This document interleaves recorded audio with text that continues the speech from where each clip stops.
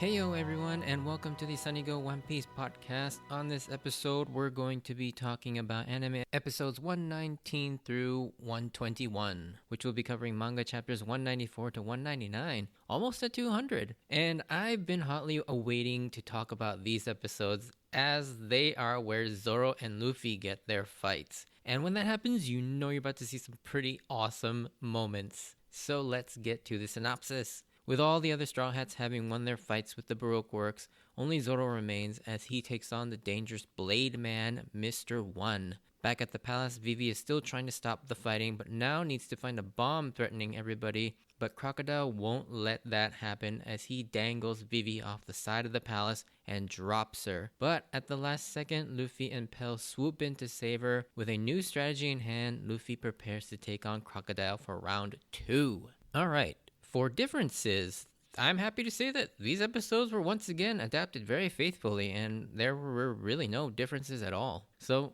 with that, I'm just going to jump right into the episodes. So, we start off with Zoro versus Mr. One. Let's get one thing out of the way. Zoro is a badass, and this fight pretty much solidifies it. The way he's up against an impossible situation, yet is excited at the fact that this is an opportunity for him to grow, and to have that sort of incredible growth mindset that anyone, including myself, would aspire to have is pretty awesome to see. And I always try to live this way, but I often probably respond to these situations more closer to Usopp. But I always try to be like Zoro and often fall short, but it is still an aspiration and that I like to shoot for. Between that aspect and just how freaking awesome everything about this fight, like the banter between Zoro and Mr. One, the one-sided tense nature of it, the brutality and the climax of this fight, all make this one of the best fights in the entire series. And I still think it ranks as my favorite Zoro fight in the entire series so far. And we're at what, chapter 10-15 now? So it's early on and Zoro's already peaked. I mean, not to say that the subsequent fights that Zoro has in the series aren't good or anything, but this, I don't know, there's just something about this fight that really stands out as one of the best. I think another thing I noticed about this fight is this is where you really start to see the absurd strength that Zoro has. I mean, up till now he has been incredibly strong, but the jump is incredible. He's surviving being blown into collapsing buildings, lifting up huge blocks of buildings made of concrete and stone, like almost 1,000 times bigger than he is. And Zoro also loses a comically unrealistic amount of blood with these crazy wounds he sustains. And if I remember, Oda gives us the amount of blood loss he sustains in like every one of his fights up until like a certain point through one of the SBS answers. And it's some ungodly amount that would surpass how much blood is actually physically in a human. So that's always really funny. I wish I could find it. I'm sure if I put did some research, I could probably find it. But yeah, if you ever get a chance, definitely look that up. Zoro, yeah, pretty much is outmatched this entire fight. Even though you know he's going to come out on top, you really don't know how he's going to do it, which makes for some incredible suspense and tension throughout this entire match. And similarly with Sanji versus Mr. 2, we see Zoro throw out a bunch of his past finisher moves like Origiri or Toragari, as well as a couple new ones like Ushibari, and they're utterly useless against Mr. One's Devil Fruit. It just basically, it's like hitting a brick wall. And this fight is largely scored without music, and so you're left to really sit with the brutal nature of this fight. And also reinforces the theme of Zoro listening carefully to the rhythm of things and the breathing of things. And the climax of this fight is something else, though. The way Zoro survives the falling building and has that inner monologue about being able to hear the rhythm of objects around him, and he discovers something, but I love that it's not some new attack, it's more of a spiritual thing, and it's something that's drawn from within. With this new understanding of the world around him and armed with only one sword, he prepares for one last attack, and for the first time we see Zoro use a one-sword style attack. Up until now, he's only used a Nitoryu or two-sword style, and of course his Santoryu. But he actually unleashes a Itoryu or one-sword style attack, the Shish Sonsong, which, oh my god, this moment is so effing epic. You only see Zoro's sword get unsheathed, and then cutting to a silent shot of the area. And when it cuts back to them, we see Zoro resheath his sword, standing triumphantly, dwarfing Mr. One in the background while he bleeds and falls. I mean, this has got to be one of the most epic things I've ever seen. And the crazy thing is, we don't even really get to see the attack itself. It just sort of happens off screen. But that's the point. The attack is so fast that it happens in an instant. And this moment in the manga is also incredible, as the shot of Zoro's stance is outstretched in this massive 2-page spread, and it looks amazing in the black and white color grade. Not to say that it doesn't look good in the anime, because it does. Like, I love how in the anime you actually get to see Zoro resheath his sword, and as soon as it clicks in, that's when Mr. One just like gurgles and his blood just like spurts out of his chest. And it's such a cool freaking scene. It's such an amazing fight.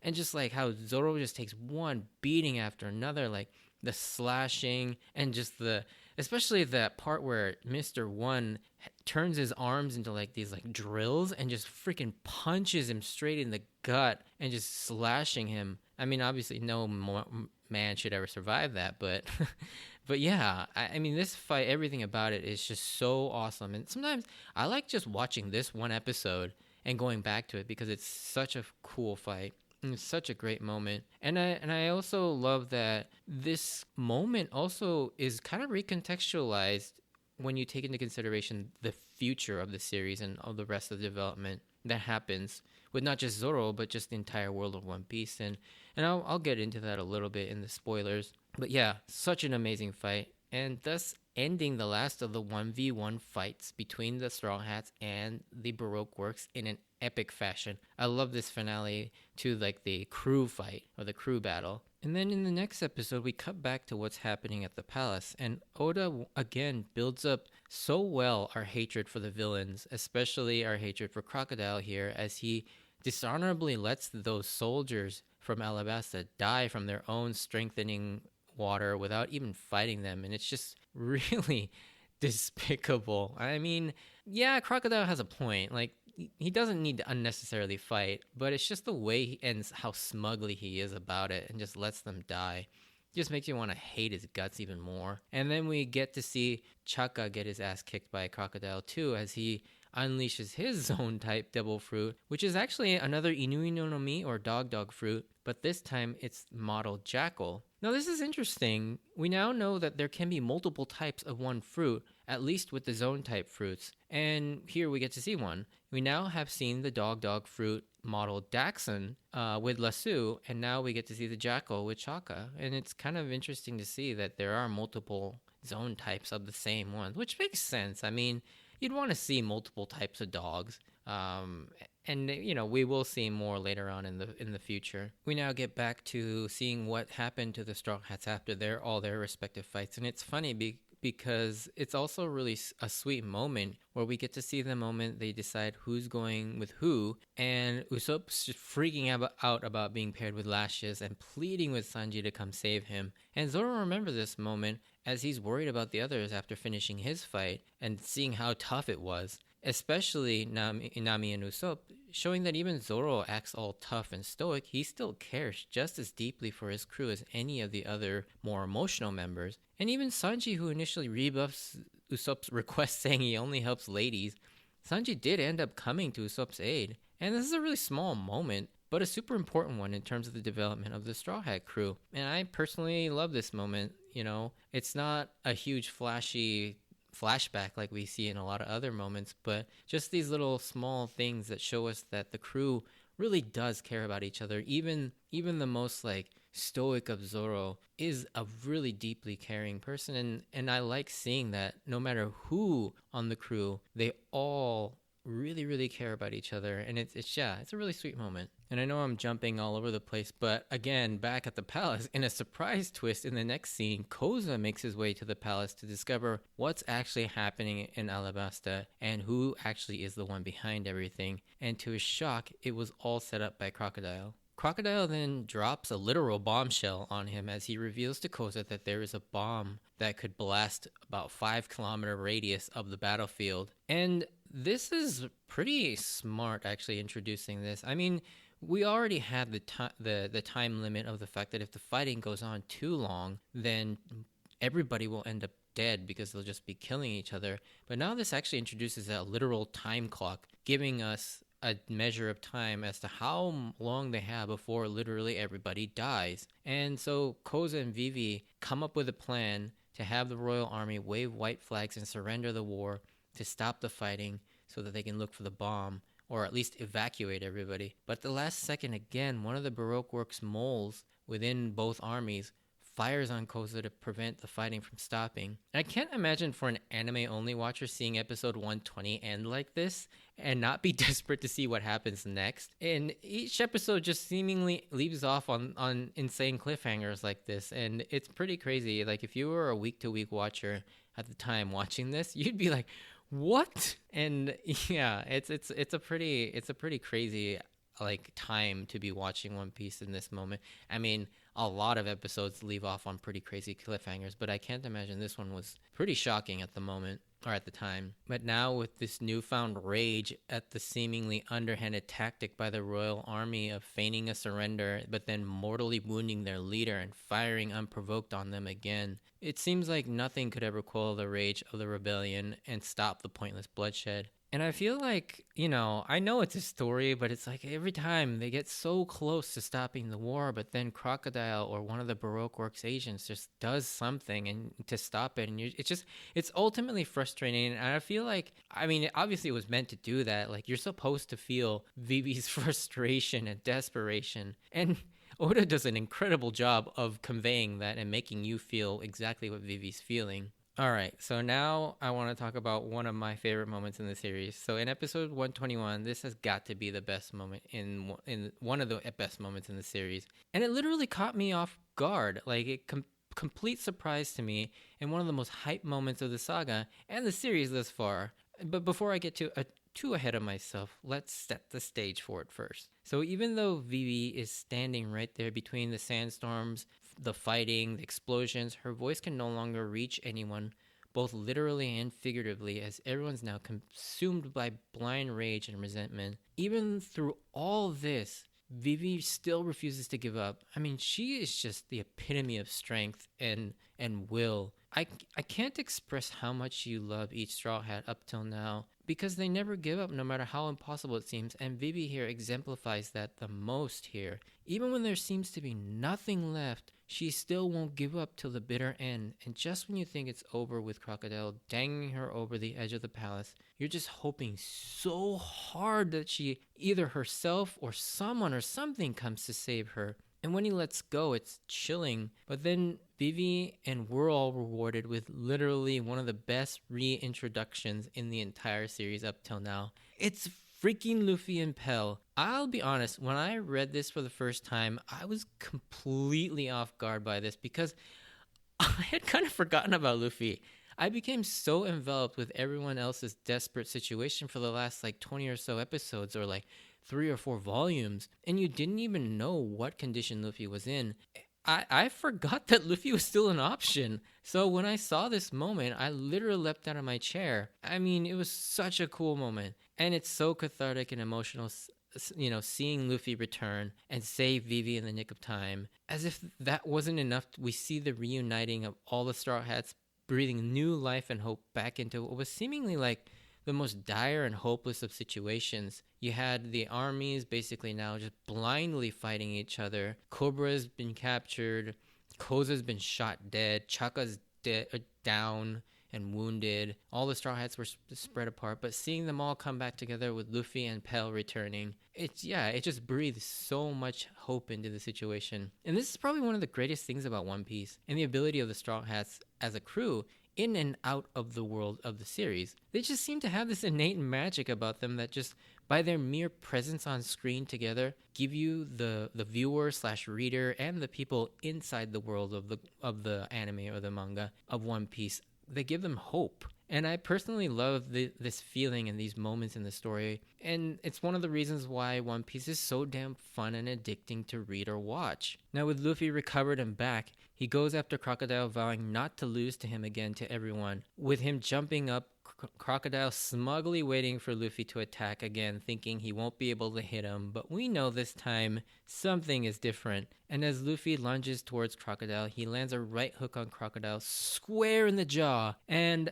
one thing about this punch, which is so disappointing in the anime, is that it doesn't hold any weight or impact to it, and it feels super underwhelming. Whereas in the manga, it's drawn with this incredibly satisfying, well, punch to it. It feels so much more impactful. The way the anime is animated, it feels so lifeless and stilted. There doesn't seem to be any impact or force to this punch conveyed with the animation. It's like they only animated like 5 frames and they're just like cutting to them as if you're like looking through a photo album, and they're poorly drawn frames too. There's like no shading, it's all flat, uninteresting. It's just so damn bad. I hate how this punch looked in the anime, and I hate how it didn't get more effort put into it. I mean, this first landed punch on Crocodile is supposed to be so damn satisfying, and in the manga it was, but it's utterly wasted in the anime, and that's one of my biggest complaints about this. Oh, and I just realized, I think I said right hook, but Luffy actually hits him with his left fist, so I guess it's the left hook. Anyways, to finish off the episode, we get an explanation of how Luffy is able to land hits on Crocodile, and as we expected, it's the water. And he figured it out thanks to the help of Toto's water from the last matchup. And again, we see that Luffy, when it comes to combat, he is actually really smart and notices everything. And he noticed this even as he was about to die. I mean, okay, well, normally people would die from a wound like that, but, you know, he was in immense pain, and yet he somehow still figured that out. And I really love Luffy here, and why so many people all over the world love Luffy. He teaches us that failure, even one as devastating as the one he experienced at the hands of Crocodile in their first round, is not something to get you down. You just have to learn from your mistakes, pick yourself up, and try again. It's this spirit that will forever stay with me, and most people who experience One Piece and Luffy's character. I know I'm not an anime character nor have superhuman abilities. Nonetheless, this mentality and philosophy to life is just as inspiring and applicable to anyone, including me. I think while it's not unique to Luffy in terms of this trait, I think he exemplifies this better than most because he doesn't overthink it. It's very simple for him. Clearly, there's room for him to grow, and he'll keep pushing forward, learning and growing. He's also never too proud or arrogant to accept help or even ask for it. All these qualities are incredibly relatable and aspirational to me, and I think it resonates with many fans too, which is why we all love Luffy and One Piece. Alrighty, so before we finish up here with this episode, I want to talk about the new ending theme. So we get a new ending theme, and I personally really like this. It's Shining Ray, which is a really upbeat pop rock song, basically, performed by Jana d'Arc. Like most of the endings, the animation that accompanies the song is pretty simple, but I like the detailed drawings of each Straw Hat member waiting out a rainstorm. It actually looks really great with the watercolor style coloring each one receives. And once the rain stops, it goes back to the normal animation with the crew gathering and running towards the Going Merry. The message of the song is pretty standard for One Piece about pushing past difficult times towards your goal, using the small ray of light in your heart and those around you, which lines up pretty nicely with the literal representation of the ray of sun shining through the dark rain clouds. But this song, I feel like, was intentionally chosen for this portion of the story because this imagery is also a nice allegory to what's happening in the story. Of light shining through the darkness with Luffy trying to beat Crocodile, making his evil deeds behind all this shroud of underground, criminal organizations come to light, as well as Vivi trying to get through the dust and the fighting to be the light to save the country. And yeah, I feel like this is a really applicable song, and I like this choice. And which is one I never really skip this ending. Most endings, after a little while, they're not as fun to listen to, with like a few small exceptions. But this one I never skip. I always find myself listening all the way to the end. But anyways, in closing, Luffy now has a way to actually combat Crocodile's sand powers, and he lays down the hurt on him. But will that be enough to beat him? I guess we'll have to see in the next few episodes. I mean, seriously though, when I tell you it just gets more and more awesome from here, I mean it. It's honestly incredible how much I still love seeing these episodes, even after having seen these multiple times and multiple rereads. as well as multiple viewings, I think it still holds up incredibly well. They're just so, I don't know, engrossing to watch this final battle in Alabasta and the culmination of the Alabasta saga. But yeah, if you enjoyed this, send me a like or comment. And if you want to join me on this journey of rewatching One Piece, please consider subscribing. You can check out my Instagram and Twitter account at SunnyGo Podcast for updates when I post new episodes. And yeah, I just have a really smaller spoiler section, but if you'd like to stay tuned for that, please do so. But if not, thank you for taking the time to listen, and I will see you on the next episode. Bye.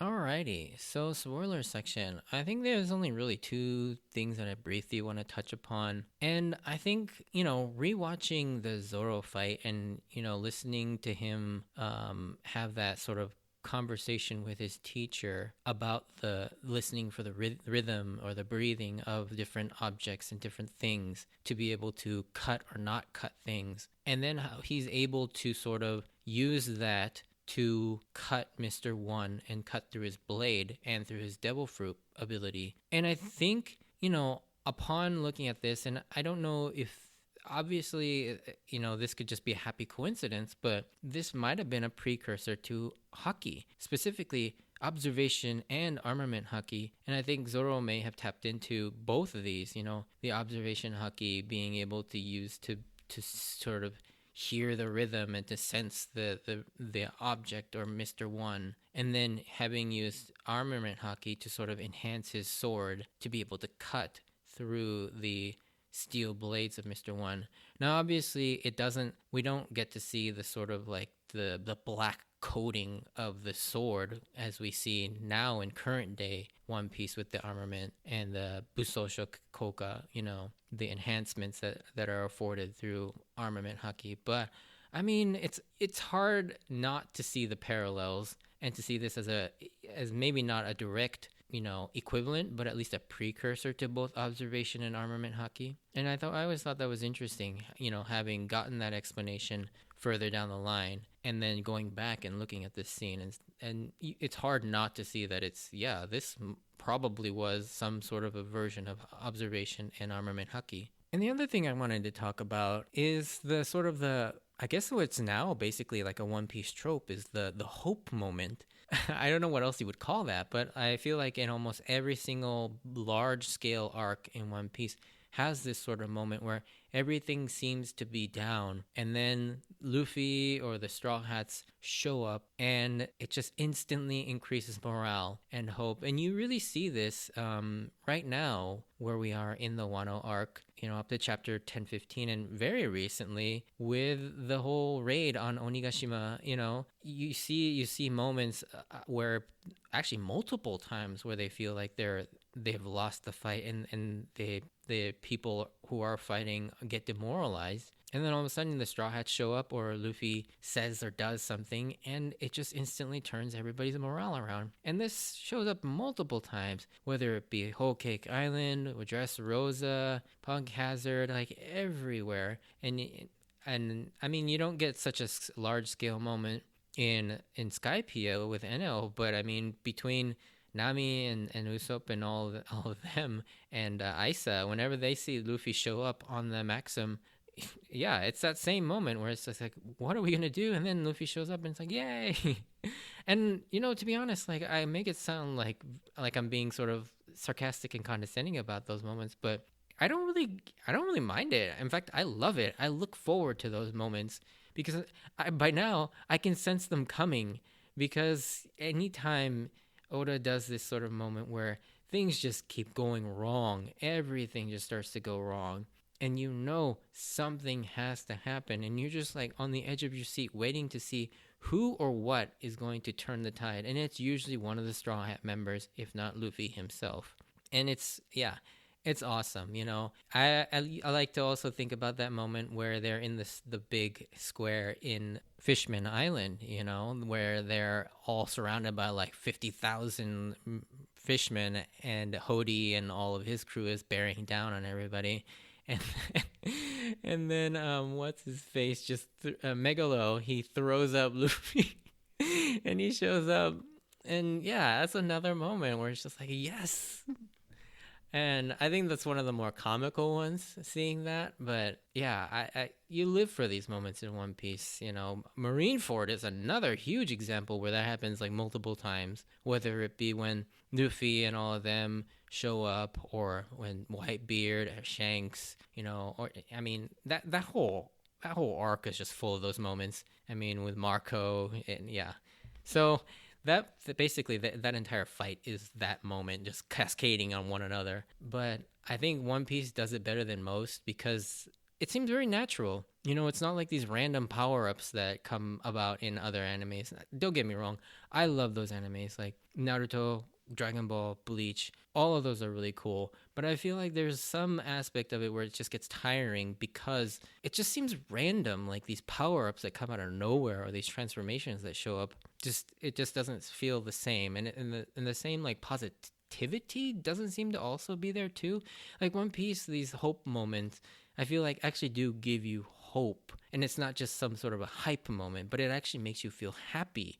Like there's like some joy attached to it rather than just like ooh cool type of moment. I mean, not to denigrate all the other series, again, I love all those other series, and I grew up watching and reading them as well, but One Piece just does it better in my opinion. Like it just does it better because it has that sort of extra sauce of that like sort of joy and hope attached to it. But anyways, enough of me rambling. Yeah, so that's pretty much all I really wanted to talk about in the spoiler section. But yeah, thanks for listening, and I'll see you next episode. Bye.